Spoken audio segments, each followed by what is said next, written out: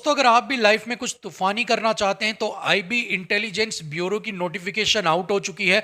जिन भी लोगों का सपना है कि वो इंटेलिजेंस ब्यूरो को ज्वाइन करें, इंटेलिजेंस ब्यूरो में जाना चाहते हैं, सो उनके लिए यहाँ पर एक बहुत बड़ी अपॉर्चुनिटी है, क्योंकि आईबी ने यहाँ पर आपकी दो टाइप्स की आपके लिए यहाँ पर वैकेंसीज को आउट किया है। अब आपको कैसे उन वैकेंसीज को फिल कर सकते हैं, क्या क्या आपकी फीस प्रोसीजर रहेगा, सारी चीजें इस वीडियो के अंदर हम डिटेल में जानेंगे।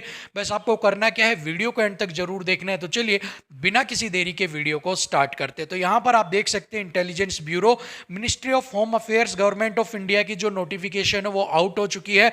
यहाँ पर दो तरह की आपकी वैकेंसी निकली है, एक है सिक्योरिटी असिस्टेंट कम एग्जीक्यूटिव और एक है आपकी एमटीएस। सो एक आपकी सिक्योरिटी असिस्टेंट कम एग्जीक्यूटिव और एक आपकी एमटीएस, ये दोनों तरह की आपकी जो वैकेंसीज हैं वो आपको यहाँ पर देखने को मिलेंगी। सो ऑल इंडिया के लेवल की ये आपकी जॉब है, तो यहाँ पर हर कोई जो है वो अप्लाई कर सकता है। अब अगर हम वैकेंसी की बात करें तो आपकी वैकेंसी कैसे है, तो यहाँ पर जो वैकेंसीज हैं वो आपकी स्टेट वाइज यहाँ पर आपको मिलेंगी। ये देखिएगा, अगरतला हो गया, उसके बाद अहमदाबाद हो गया आपके, ठीक है। उसके बाद हम अगर आगे बात करते हैं तो अमृतसर हो गया, बेंगलुरु, भोपाल, भुवनेश्वर, चंडीगढ़, चेन्नई, देहरादून, दिल्ली, डिब्रूगढ़, गंगटोक, गुवाहाटी, हैदराबाद, और इस तरह से करके आपके 26 यहाँ पर हो गए और 37 आपके ऐसे स्टेट्स हैं जिनके अंदर आपके सिटीज़ हैं, जिनके अंदर आपकी ये वैकेंसीज हैं। सो आप यहाँ पर जो है अपनी जो सिटीज है आपकी, पटना, रायपुर, रांची, शिलोंग, वहाँ से जहाँ भी आपका जो सिटी है वहाँ से आप इसको अप्लाई कर सकते हैं।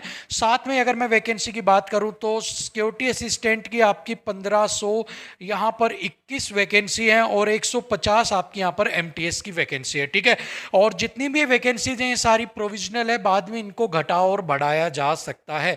सो आपको अब करना क्या है, मान लो कि आप रांची से बिलोंग करते हैं, ठीक है। सो आपको रांची से बिलोंग करते हैं तो आप रांची से आप देख सकते हैं कि आप यहाँ पर कहाँ कहाँ किस किस के लिए आप अप्लाई कर सकते हो, और आप उसी के लिए आप वहाँ पर अप्लाई कर दीजिएगा अपने फॉर्म को, ठीक है। चलिए आगे बढ़ते हैं। अगर हम बात करें कि आपकी पे स्केल यहाँ पर दिया हुआ है, तो आपकी ये सबसे पहले तो ग्रुप सी की नॉन गेजेटेड नॉन मिनिस्ट्रियल आपकी पोस्ट है। अगर मैं लेवल 3 की आपको यहाँ पर पे स्केल है, अगर मैं बात करूं सिक्योरिटी असिस्टेंट की, तो 21,700 से 69,100 रुपीज़ तक आपको पे किया जाएगा। साथ में जो आपके अलाउंसेज वगैरह हैं वो भी यहाँ पर आपको दिए जाएंगे। अगर मैं बात करूं एमटीएस की, तो लेवल 1 का आपका पे स्केल है और यहाँ पर आपको 1800 लेकर 56,900 तक आपकी पे स्केल रहेगी, ठीक है। साथ में अलाउंसेज यहाँ पर दिए जाएंगे, 20% आपको बेसिक पे का अलाउंसेज दिया जाएगा, जिसको आप सिक्योरिटी अलाउंसेज यहाँ पर बोलते हैं, और 30 डेज का कैश कंपनसेशन भी दिया जाएगा अगर आप हॉलीडेज के अंदर छुट्टी के अंदर अगर आप ड्यूटी करते हैं तो, ठीक है। अगर क्वालिफिकेशन की बात करें तो 10th पास होना आपको यहाँ पर जरूरी है, और जिस भी स्टेट से आप अप्लाई कर रहे हैं, ठीक है, वहां का आपके पास डोमिसाइल होना चाहिए, और वहां की जो लोकल लैंग्वेज है वो आपको आनी बहुत जरूरी है। मान लो आपकी जो भी लोकल लैंग्वेज यहाँ पर है, उनके अकॉर्डिंग ही आपको वहां की जो लोकल लैंग्वेज है, अगर आप मणिपुर से कर रहे हैं तो आपको मणिपुरी आनी जरूरी है, अगर आप आसाम से कर रहे हो तो आसाम की लोकल लैंग्वेज आपको आनी जरूरी है, जिससे कि आप वहां पर काम सही से कर सके, ठीक है। अगर मैं सिक्योरिटी असिस्टेंट की बात करूं तो आपको फील्ड एक्सपीरियंस भी होना चाहिए इंटेलिजेंस वर्क का, लेकिन अगर एमटीएस की बात करूं तो यहाँ पर 0 एक्सपीरियंस आपसे मांगा गया है, कोई भी एक्सपीरियंस आपकी रिक्वायरमेंट नहीं है। अगर मैं एज की बात करूं तो अगर आप सिक्योरिटी असिस्टेंट की बात करें तो 27 साल तक आपकी मैक्सिमम एज है, इससे ज़्यादा नहीं होनी चाहिए। और अगर एमटीएस की बात करूं तो 18 से 25 साल तक ही आपकी जो एज है वो होनी चाहिए, इससे ज़्यादा आपकी एज नहीं होनी चाहिए। और एज जो काउंट की जाएगी वो 25/11/2022 से आपकी एज जो है उसको काउंट किया जाएगा। एज रिलैक्सेशन की बात करें तो एज रिलैक्सेशन एज पर आपको जो गवर्नमेंट ऑफ इंडिया के थ्रू दिया जाता है, SC ST को यहाँ पर दिया जाता है 5 साल का, और 3 साल का ओबीसी का, वो यहाँ पर आपको दिया जाएगा, ठीक है। चलिए आगे एक बार बात कर लेते हैं। आपकी ऑल इंडिया की आपकी ये सर्विस होगी, आपको कहीं भी लगाया जा सकता है, ठीक है। इसके साथ ही अगर स्कीम ऑफ एग्जामिनेशन की बात करूं तो यहाँ पर आपके टियर 2 जो टियर 1 जो होगा वो सिक्योरिटी असिस्टेंट और एमटीएस के लिए कॉमन होगा, जिसमें आपका 100 नंबर का पेपर आएगा और 1 घंटा 60 मिनट्स आपको यहाँ पर दी जाएंगी, ठीक है। अगर मैं बात करूँ इसके अंदर क्या क्या होगा, तो 5 पार्ट्स के अंदर आपको डिवाइड किया जाएगा, और 1 मार्क्स तो यहाँ पर क्या है आपको दिया जाएगा, और 1/4 का 0.25 की आपकी यहाँ पर नेगेटिव मार्किंग भी यहाँ पर रखी जाएगी, ठीक है। चलेगा, तो आपके जो पहला सेक्शन आएगा वो जनरल अवेयरनेस का आएगा, ठीक है। और आपके 20 क्वेश्चंस हर एक सेक्शन से आएंगे, 5 सेक्शन से, इस तरह से 100 क्वेश्चंस आएंगे आपके, ठीक है। क्वांटिटेटिव एप्टीट्यूड से 20 क्वेश्चंस आएंगे, न्यूमेरिकल लॉजिकल रीजनिंग से 20 आएंगे, English language and journal studies इनसे भी आपके 20-20 आएंगे। इस तरह से पांचों सेक्शन से आपके 20-20 सवाल आएंगे। 1 नंबर का सवाल होगा 100 नंबर का होगा, 100 सवाल आएंगे आपके, 1 घंटा मिलेगा और 0.25 की आपकी नेगेटिव मार्किंग होगी, ठीक है।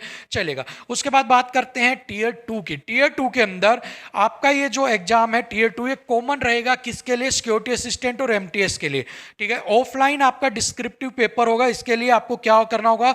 Translation of passage of 500 word from local language या आपका इंग्लिश एंड वॉइस वर्सा, ठीक है। जो आपकी लोकल लैंग्वेज होगी, एक आपको पैसेज दिया जाएगा, वहां पर आपको उसके अंदर उसको कन्वर्ट करना होगा और ये 40 मार्क्स का होगा और 1 घंटा आपको यहाँ पर दिया जाएगा, ठीक है। कुछ जगह पर आपको इंग्लिश के अंदर कन्वर्ट करना होगा या इससे उल्टा भी आपको कन्वर्ट करना दे सकते हैं कि आपको लोकल लैंग्वेज में दिया हो उसको इंग्लिश में बदलना हो, या इंग्लिश में दिया हो उसको लोकल लैंग्वेज के अंदर बदलना हो आपको, ठीक है। ये होगा टीयर 2 के अंदर जो कॉमन होगा। उसके बाद टीयर 2 में सिर्फ एक सिक्योरिटी असिस्टेंट के लिए एक और एग्जाम होगा जो स्पोकन एबिलिटी होगी आपकी, ठीक है, to be assessed at the time of tier 3 exam interview personality test, ठीक है। सो जो सिक्योरिटी असिस्टेंट है उनके लिए एक एक्स्ट्रा एग्जाम बढ़ जाएगा और वो एग्जाम आपका किसका होगा? स्पोकन एबिलिटी की, आप बोलने में आपकी एबिलिटी कैसी है, और वो कब किया जाएगा? जब टीयर 3 होगा, इंटरव्यू और पर्सनैलिटी टेस्ट लिया जाएगा उसके अंदर, ठीक है। सो उसके नंबर कितने होंगे? 50 और 10 नंबर का होगा आपका स्पोकन। तो जो भी एमटीएस की यहाँ पर तैयारी कर रहे हैं, ठीक है, जो एमटीएस की कर रहे हैं उनके लिए कितने नंबर का होगा? 100 नंबर, उसके बाद 40 और उसके बाद 50, ठीक है, मतलब कि 190 नंबर का यहाँ पर, ठीक है। और जो आपका सिक्योरिटी असिस्टेंट की यहाँ पर तैयारी कर रहे हैं उसके लिए 10 नंबर ये वाले और बढ़ जाएंगे, तो उनके लिए यहाँ पर एसए के लिए होगा ये 200 नंबर का और एमटीएस के लिए यहाँ पर होगा ये 190 नंबर का, ठीक है। सो ये यहाँ पर एग्जामिनेशन आपकी स्कीम होगी। चलिए आगे बात करते हैं। कह रहा है tier 2 exam is qualifying in nature. जो टीयर 2 होगा वो क्वालिफाइंग होगा नेचर के अंदर। The qualifying marks in tier second 20 out of 50। So अगर आपने 50 में से 20 नंबर ले लिए किसमें? सिक्योरिटी असिस्टेंट के अगर आपने फॉर्म लगाया है तो आपको पास माना जाएगा। और अगर आपने एमटीएस का किया है और 40 में से अगर आपने 16 नंबर ले लिए तो आपको पास मान लिया जाएगा टीयर 2 के अंदर, ठीक है। सिर्फ आपको 16 नंबर लेने हैं 40 में से और उसमें 50 में से लेने हैं आपको 20 नंबर लेने हैं यहाँ पर, ठीक है। चलेगा, उसके बाद अगर हम बात करते हैं ऑनलाइन रजिस्ट्रेशन आपको करना पड़ेगा MHA.gov.in या NCS.gov.in के ऊपर जाकर, ठीक है। अब 5/11/2022 से आपके जो 25/11/2022 तक आपके जो नोटिफिकेशन के अकॉर्डिंग आपके फॉर्म भरने स्टार्ट होने थे, लेकिन इसके अंदर यहां पर कुछ चेंज आ गया है, ठीक है। वो चेंज क्या है वो मैं आपको आगे बताऊंगा, ठीक है। एग्जामिनेशन फीस को 2 हिस्सों में यहां पर डिवाइड किया गया है, ठीक है। एक आपका एग्जामिनेशन फीस है 50 रुपए और रिक्रूटमेंट प्रोसेसिंग चार्ज है 450 रुपए, ठीक है। अब यहां पर आपको कैसे कैसे पे करना है देखिएगा। यहां पर कह रहे हैं ऑल कैंडिडेट, जितने भी कैंडिडेट है उनको यहां पर रिक्रूटमेंट प्रोसेसिंग चार्ज देने, मतलब कि 450, सभी कैंडिडेट को 450 रुपए देने हैं। Male candidate for unreserved EWS OBC category, उनको यहां पर क्या देना है? इनको यहां पर आपको देना पड़ेगा 50 प्लस में 450 यहां पर, ठीक है। Examination fee in addition to recruitment processing charge, ठीक है। एग्जामिनेशन फीस भी देना पड़ेगा और इसके किसके साथ? रिक्रूटमेंट प्रोसेसिंग चार्ज के साथ, ठीक है। तो उनके 50 बढ़ जाएंगे। बाकी जितने भी कैंडिडेट बन रहे हैं उनको यहाँ पर 450 रुपए फीस जो है वो पे करनी पड़ेगी, ठीक है। एक्स सर्विसमैन को भी यहाँ पर क्या करने पड़ेंगे? 50 रुपए एक्स्ट्रा आपको यहाँ पर पे करने पड़ेंगे। कौन से?